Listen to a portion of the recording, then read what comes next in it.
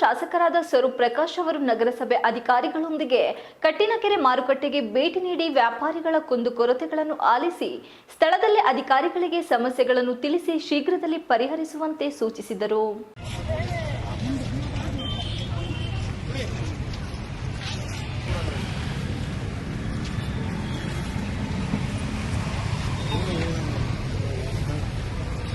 ಕ್ಷೇತ್ರದ ಶಾಸಕರಾದ ಸ್ವರೂಪ್ ಪ್ರಕಾಶ್ ಅವರು ನಗರಸಭೆ ಅಧಿಕಾರಿಗಳೊಂದಿಗೆ ಕಟ್ಟಿನಕೆರೆ ಮಾರುಕಟ್ಟೆಗೆ ಭೇಟಿ ನೀಡಿ ವ್ಯಾಪಾರಿಗಳ ಕುಂದುಕೊರತೆಗಳನ್ನು ಆಲಿಸಿ ಸ್ಥಳದಲ್ಲೇ ಅಧಿಕಾರಿಗಳಿಗೆ ಸಮಸ್ಯೆಗಳನ್ನು ತಿಳಿಸಿ ಶೀಘ್ರದಲ್ಲಿ ಪರಿಹರಿಸುವಂತೆ ಸೂಚಿಸಿದರು.